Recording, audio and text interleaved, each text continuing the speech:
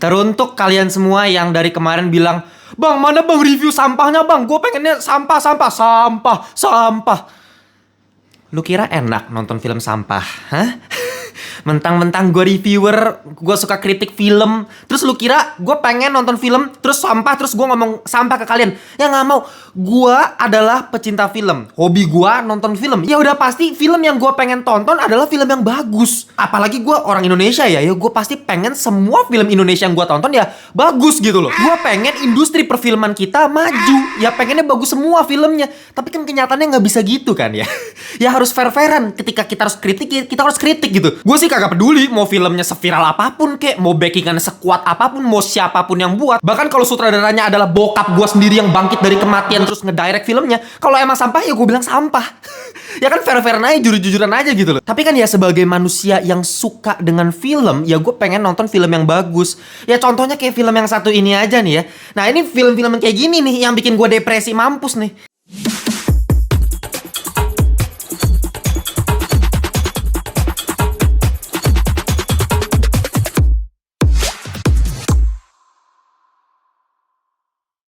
Welcome back to Ngelantur Indonesia. Skip nonton, skip, blow on. Jangan lupa kalian semua, kita kembali lagi di segmen review. Dan selalu gue ingatkan, review dari Ngelantur selalu non-spoiler. Jadi kalau kalian pengen nonton film apapun, mau lokal atau internasional, mending mampir dulu ke channel Ngelantur buat dapetin first impression dari gue ya. Dan kalau kalian mau, silahkan join aja grup Telegram kita. Linknya udah gue taruh di bawah. Itu Ngelantur Corps. Udah ada 2.300-an kayaknya deh ya. Jadi kalian bisa ngobrolin sama 2.300 Ngelantur Corps yang lain seputar perfilman sama TV series ya. Feel free aja itu join. Linknya udah gue taruh di bawah. Oke, langsung aja kita akan membahas sebuah film horor lokal lagi yang dibumbui dengan religi lagi. Dan judulnya adalah Sengkolo Malam Satu Suro. Gak takut sama kalian. Kau ingin hancurkan aku, Ibrahim?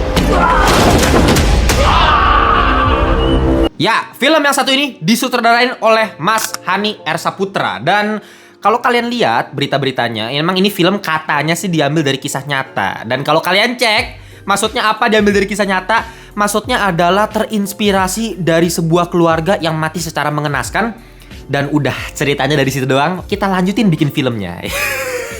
Jadi sama sekali nggak ada basic ceritanya. Dan kalau misalnya kalian tonton sih, ini sih literally nggak ada ceritanya sih pak. Ceritanya tuh kayak udah setipis tisu gitu. Gua kasih tau sinopsis singkatnya ya. Ini mengenai seseorang bernama Ibrahim, diperankan sama Doni Alamsyah. Ya, Mas Ibrahim ini diceritakan punya seorang istri dan punya seorang anak. Tapi dalam satu kejadian, keluarganya ini mati secara mengenaskan dan kejadiannya cukup tragis ya. Nanti kalian nonton aja itu di opening scene-nya. Jadi ini bukan spoiler karena memang dari awal film udah dikasih tahu. Nah, justru dari situlah konfliknya bermulai gitu. Dia mulai kehilangan imannya, seperti biasa lah. Dia kan awalnya pemandi jenazah ya, tapi sejak keluarganya itu meninggal seperti itu ya, dia berhenti sebagai seorang pemandi jenazah. Dan setahun kemudian diceritakan ada sebuah keluarga yang kaya di desa tersebut yang matinya cukup aneh juga tuh, kayak orang kaku gimana gitu ya. Dan karena hal tersebut, sang kepala desa terpaksa buat ngebujuk si Mas Ibrahim ini buat kembali jadi pemandi jenazah. Karena gak ada yang berani sama sekali untuk ngemandiin jenazah para korban keluarga kaya ini. Karena memang matinya tuh sangat-sangat aneh dan kayaknya ada praktik ilmu hitam di situ. Jadi gak ada yang berani mandiin dan akhirnya ya terpaksa si Mas Ibrahim ini kembali untuk menjadi seorang pemandi jenazah. Dan ketika dia kembali sebagai pekerjaan di situ, disitulah dia baru menemukan kenapa keluarganya dulu itu bisa mati secara aneh gitu. Jadi ada semacam hubungan lah antara kematian keluarganya dulu sama kematian keluarga kaya yang dia mandiin nih. Dan selesailah sudah cerita kita pada hari ini, tamat, dan kita kembali di video berikutnya. Ya emang ceritanya begitu doang, simple banget udah gue bilang ya. Kita cuma dikasih semacam plot hole di awal kenapa keluarga si Mas Ibrahim ini bisa mati. Udah kan? Nah, jawaban tersebut kita bisa tahu di akhir. Dan apakah itu dibungkus dengan plot twist dan mengagetkan? Ini ceritanya keren banget. Ternyata seperti ini. Enggak gitu sih. Yang gue rasain lebih ke, oh ya oke. Karena emang dari awal gue udah tahu. Udah ada semacam teaser kalau misalnya keluarga itu mati gara-gara ini. Gitu loh. Itu udah jelas. Jadi kayak gue ngapain nonton film ini? Apakah karena memang gue pengen ditakut-takutin? Artinya dari segi horornya harus mencekam. Apakah mencekam? Enggak juga bos. Ya ini gue kita pelan-pelan kita bahas ya. Ya, pertama-tama film ini memang fasenya tuh super duper lambat. Karena ceritanya tuh nggak ada. Karena cerita setipis tisu tadi, artinya kan filmnya harus di-dragging supaya dilama-lamain kan. Dan makin kalian tonton film ini, di setiap scene-nya bener-bener dikasih teror yang bertubi-tubi dan itu lambat banget. Ceritanya tuh bener-bener nggak jalan.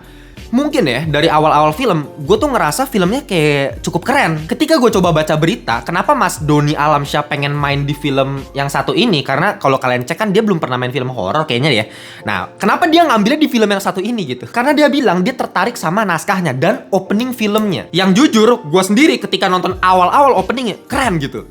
Diawali dengan scene orang memandikan jenazah yang cukup dibuat secara sinematik tuh. Pas lagi mandiin jenazahnya, cakep nih, kayaknya elegan nih, film horor mahal nih, bukan horor murahan gitu.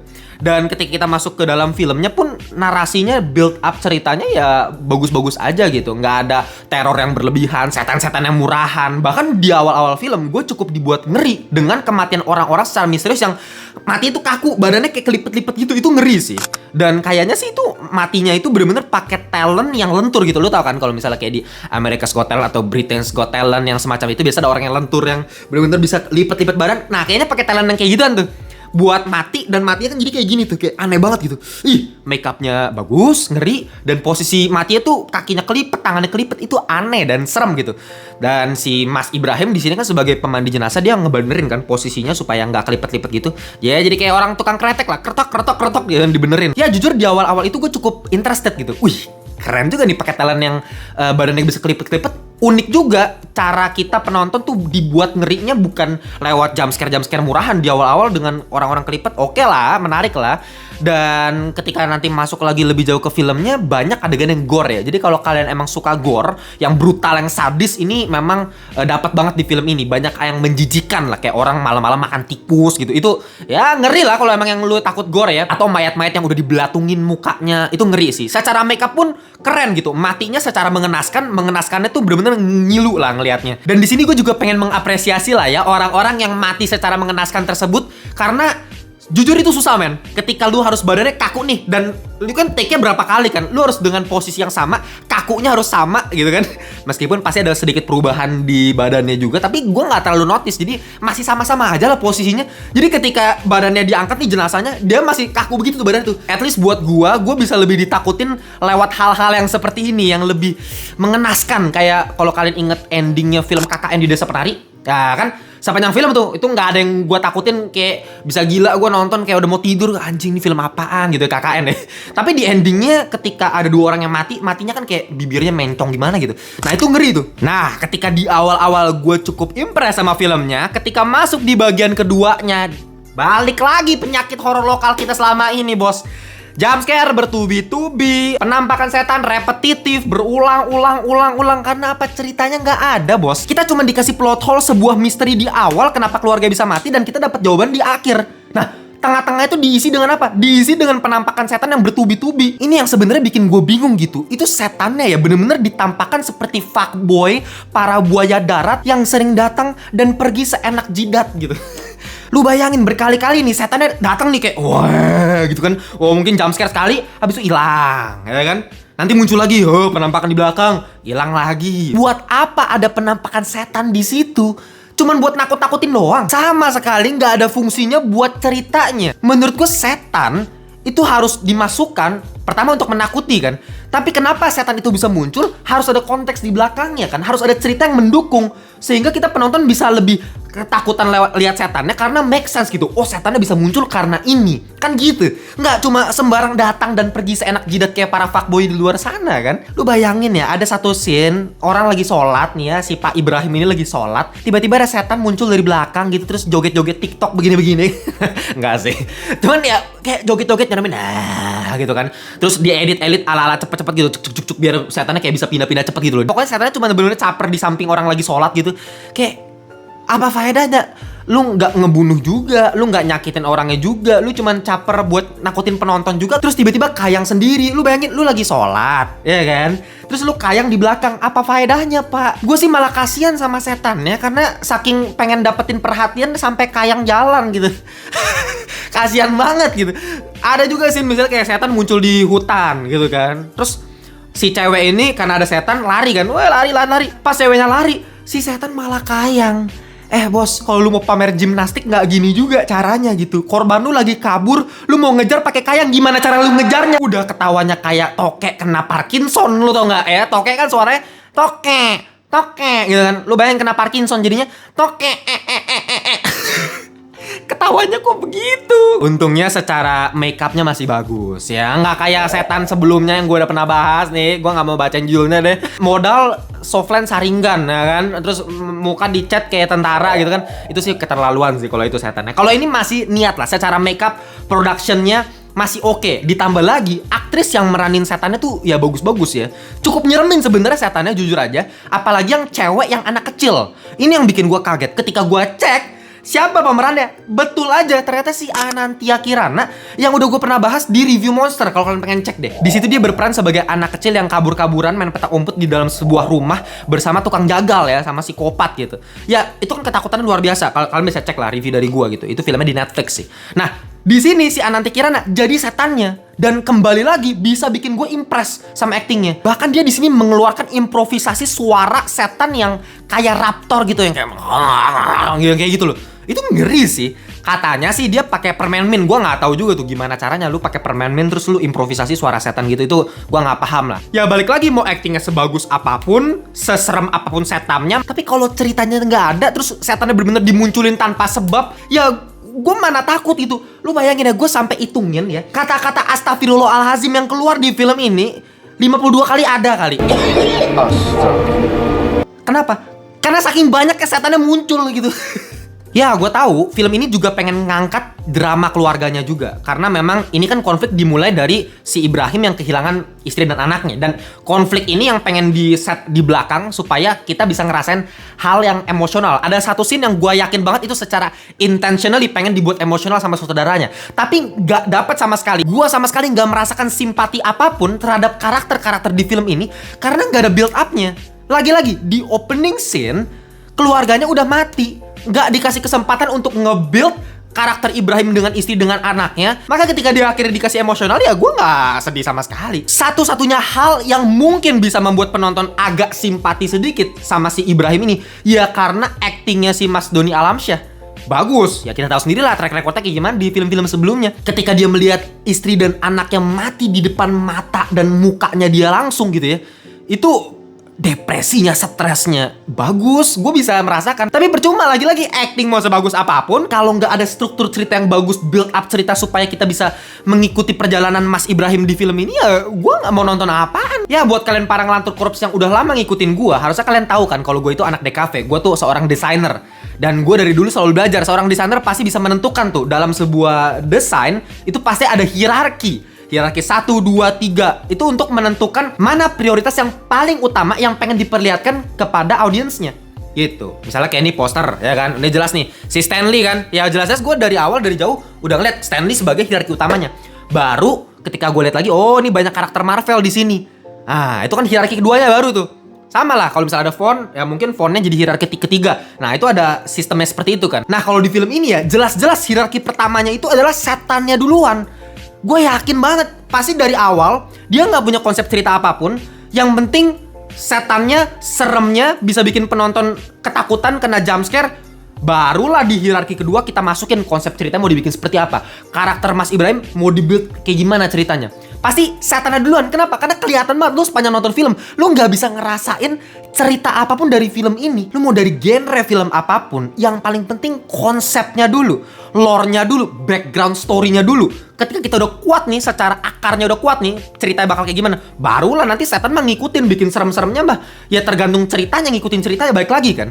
Ini kebalikannya nih, setannya duluan, jump scare-nya duluan, di bagian kedua penuhin semuanya dengan setan-setan yang suka joget-joget TikTok dengan kayang-kayang gak jelas. Baru lah ceritanya, udahlah cerita nanti belakangan aja. Ya meskipun ada beberapa hal yang gue cukup apresiasi juga dari film ini secara eksposisi ceritanya ya. Beberapa eksposisi cerita pengen dilakukan hanya dengan sebuah buku.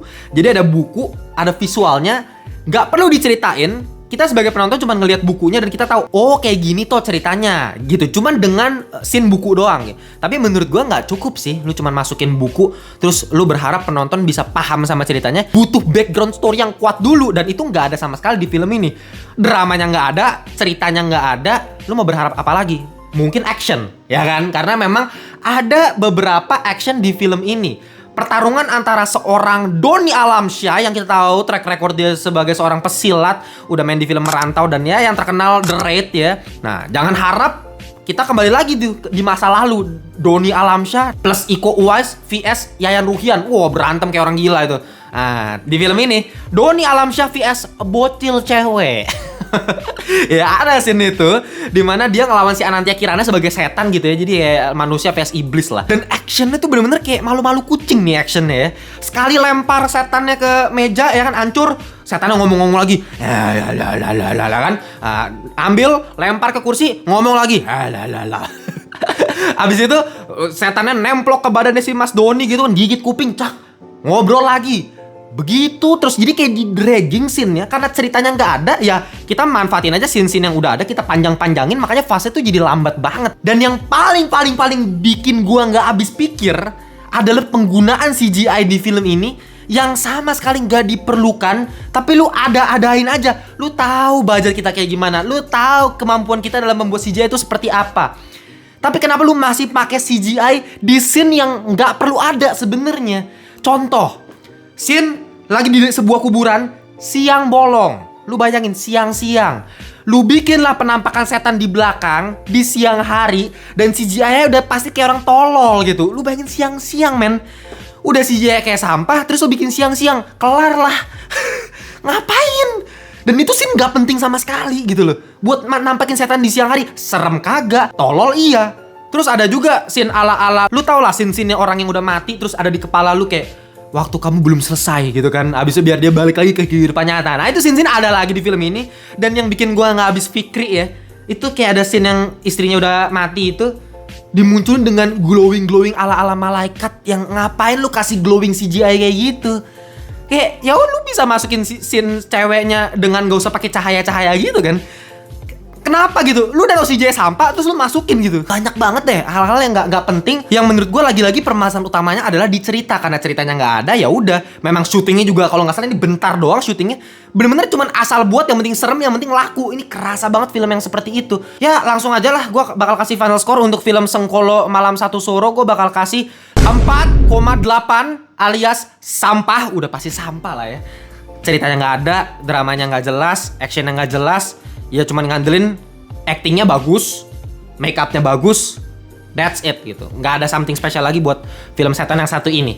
Ya kalau kalian punya pendapat yang berbeda, kalian tulis di kolom komentar aja biar ada dialektika yang terjadi. Kalian bisa lempar argumen. Ya silahkan debat aja di kolom komentar. Oke, untuk video kali ini gitu aja. Kita jumpa di video berikutnya. Bye bye semuanya.